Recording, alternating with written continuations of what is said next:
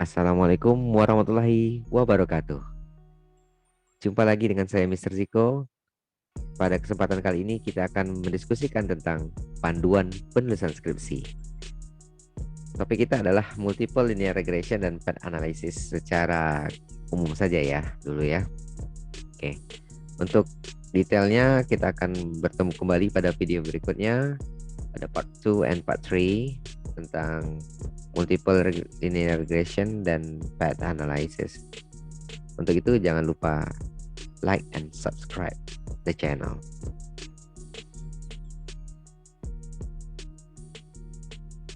Selanjutnya saya akan jelaskan lagi bahwa ini adalah buku panduan skripsi yang disusun oleh tim yang hebat dan tim yang solid. Untuk itu special thanks to Bapak Haji Raja Marwan Indra Saputra SEMSI, Bapak Isnedi SHM Hum, Pak Aris Triyono, Pak Gerhana Aji, Bapak Dr. Andes Haji Restu MSI, Bapak Rocky, Pak Armanto, Bu Deci Ririan, Bu Dewi Hartika, Bu Gita, kemudian Pak Said, Bu Sabrina, Pak Swaji, dan Pak Walmi. Apa yang akan kita bahas pada materi kali ini yaitu formatting dulu ya. Jadi kita lihat formatnya dulu. Dari bab 1 sampai dengan bab 6.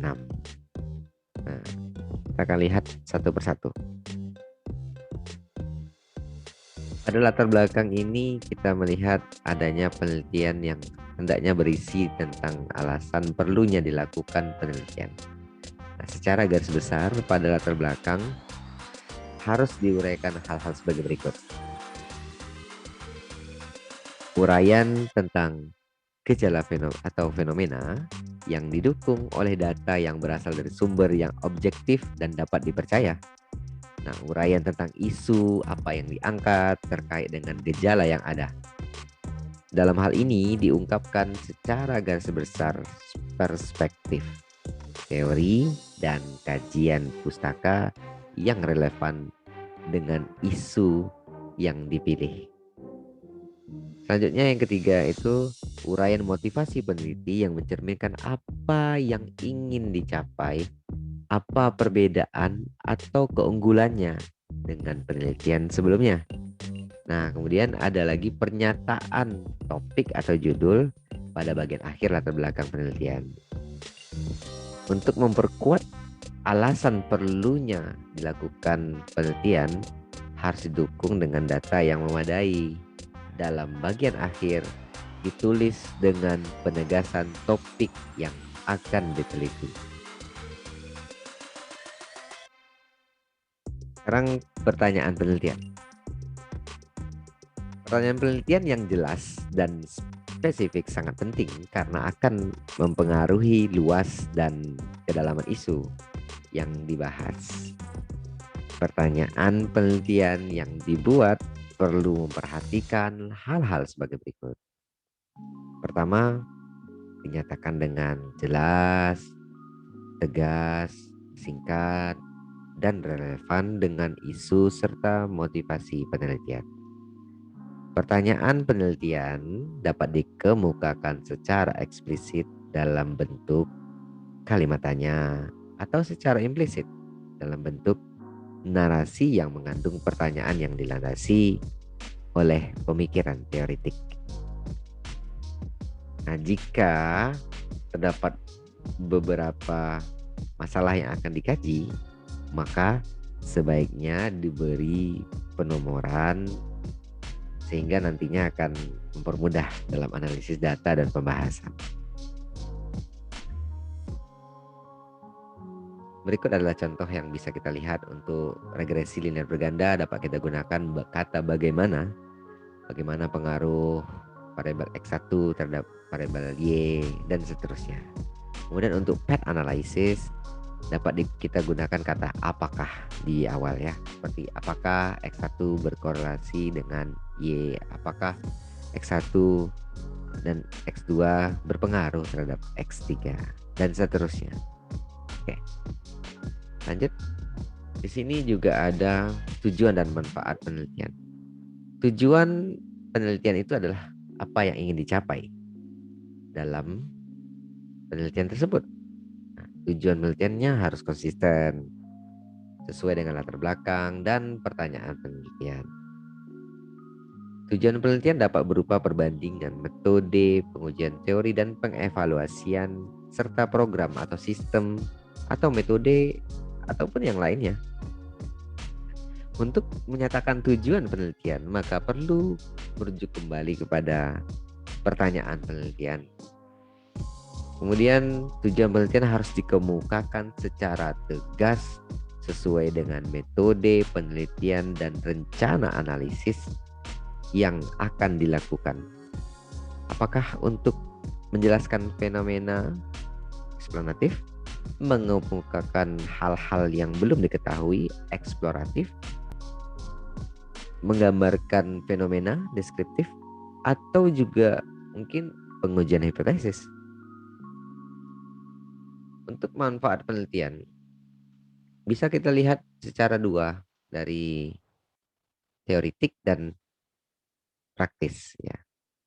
Di sini kita bisa memilah bahwa manfaat daripada penelitian itu adalah kontribusi yang dapat dihasilkan setelah penelitian selesai dilakukan. Manfaat penelitian terdiri dari dua, teoritis dan praktis ya. Dan teoritis ya untuk pengembangan ilmu pengetahuan, sedangkan praktis adalah untuk menyelesaikan masalah yang ada di lapangan. Mari kita lihat bersama contohnya. Anda bisa melihat pada slide ini ya. Ada tujuannya secara empirik dan khusus. Di sini ada teoritis dan praktis. Kita lanjut. Bagian berikutnya yaitu tinjauan pustaka. Nah, pada bagian ini diuraikan teori-teori yang berkaitan erat dengan topik bahasan penelitian, yang meliputi pengertian variabel yang dilengkapi dengan indikator yang bersumber daripada textbook. Jadi kita harus banyak membaca, karena semakin banyak kita membaca, semakin bertambah ilmu. Semakin banyak membaca, semakin banyak kita tidak tahu. The more we read, the more we don't know. Tapi ingat, membaca adalah kunci daripada ilmiahnya sebuah karya, karena kita fokus yang pada textbook ya. Adapun susunannya adalah sebagai berikut. Pertama kita lihat teori-teori variabel Y, indikatornya apa, kemudian teori variabel X1, indikatornya X2, indikatornya X3, indikatornya. Bisa kita lihat pada contoh berikut ya. Lanjut saja. Kemudian ada lagi namanya state of the art. Apa itu state of the art? Itu adalah penelitian terdahulu ya. Hasil-hasil penelitian terdahulu dapat berupa skripsi, jurnal, 5 tahun terakhir yang terkait dengan penelitian kita saat ini ya. Dan ada namanya variabel penelitian, yaitu menyebutkan variabel dependent dan independent. Mungkin saja ditambahkan dengan mediasi atau moderasi. Lanjut ya, kita lihat kerangka pemikiran untuk linear berganda di sini. Seperti ini modelnya, bisa bentuk primer dan sekunder. Serta hipotesis ya, kita cukup gunakan H1, H2, H4 sampai H4 ya. Dan kita menduga-duga dulu, kira-kira ini pengaruh nggak ya? Ya. Lanjut. Pada pair analysis ini juga kita lihat hipotesis 1, 2, 3, dan 4. Di sini otomatis ada korelasinya dengan pertanyaan penelitian, tapi bukan yang tadi ya. Pertanyaan penelitiannya menyesuaikan saja. Mungkin apakah X1 berkorelasi dengan X2? Apakah X1 dan X2 berpengaruh terhadap X3 dan seterusnya. Oke. Nah, pada metodologi penelitian. Metodologi penelitian itu yaitu menguraikan metode yang digunakan dalam penelitian secara rinci, lokasinya juga harus kita jelaskan di mana objek tadi dilaksanakan. Kemudian waktu penelitian dirancang baik-baik dan terencana, tersusun rapi, dia sistematis, sehingga kita bisa merencanakan kapan kita harus selesai dan sampai pada tahap akhir ya. Kemudian populasi dan sampel. Populasi, bagaimana lihat total populasinya, keseluruhan elemen ya. Kemudian sampel itu bisa kita lihat dan kita ambil dari koran, Suramat, KJJ dan sebagainya dan lain-lain. Jenis dan sumber data. Untuk jenis dan sumber data bisa kita lihat pada data primer atau mungkin data sekunder yang otomatis diperoleh dari objek penelitian. Dan teknik pengumpulan data bisa wawancara, literature review, atau dalam kurung bisa kita sebut dengan studi pustaka ya. Dan kuesioner. Kuesioner ini biasanya ada pakai skala Likert ya, 5, 4, 3, 2, 1 atau 1, 2, 3, 4, 5, tidak ada masalah. Oke. Kemudian metode analisis data. Analisis data ini kita bisa gunakan regresi, bisa gunakan PET. Dan di sini pasti ada syarat ujinya ya, syarat ujinya.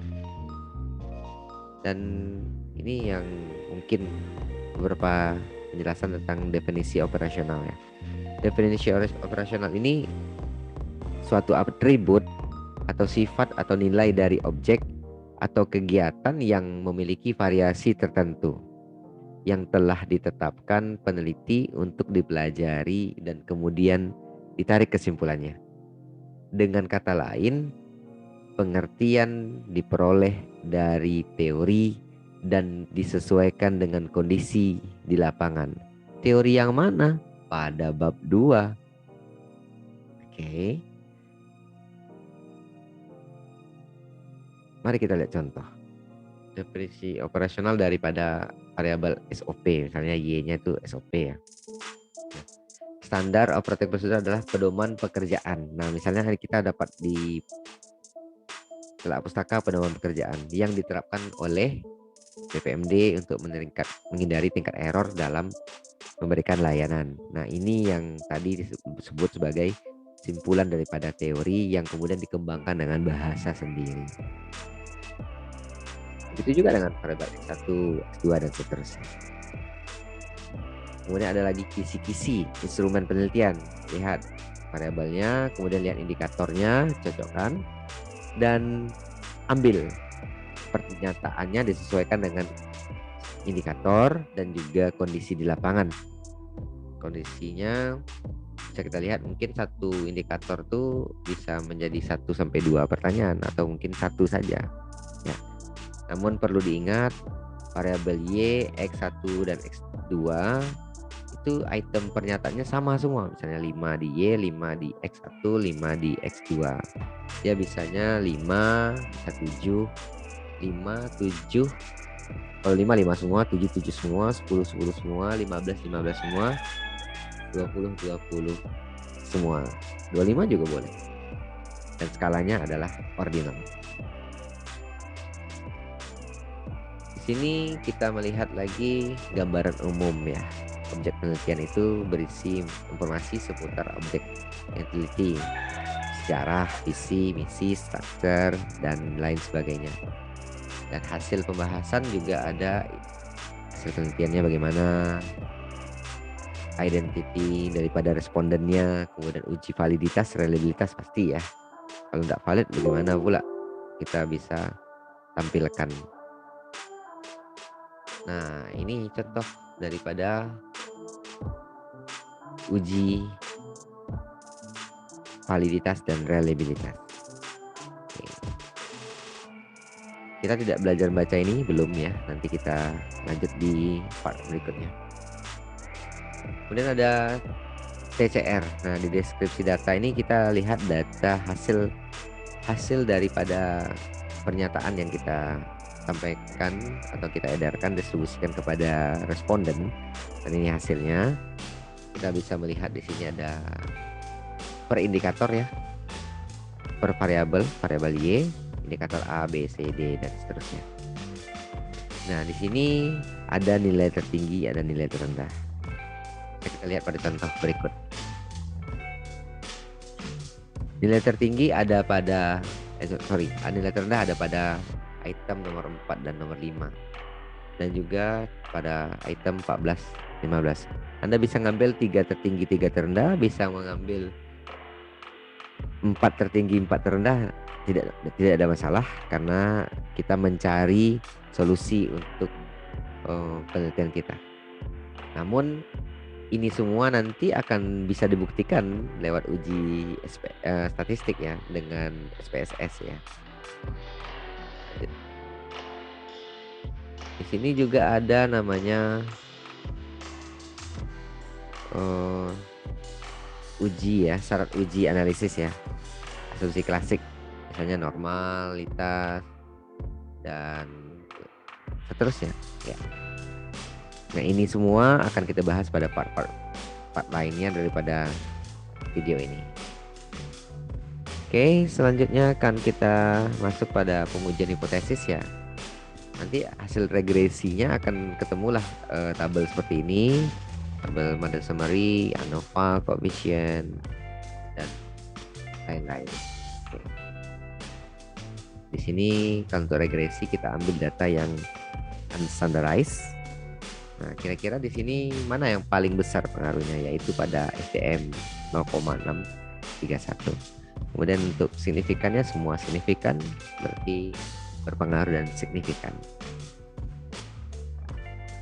Dan untuk pembahasannya SOP ini, pengaruh terhadap ini dan sebagainya, ini sesuai dengan pada pertanyaan penelitian tadi, sesuai lagi dengan hipotesis, sesuai lagi dengan tujuan penelitian, dan sesuai lagi dengan pembahasan. Jadi linknya ketemu, segaris semua, nampak ya. Oke. Untuk kesimpulan dan saran bagaimana? Nah, untuk kesimpulan dan saran itu adalah bagaimana kita melihat hasil dari penelitian kita ringkas ya.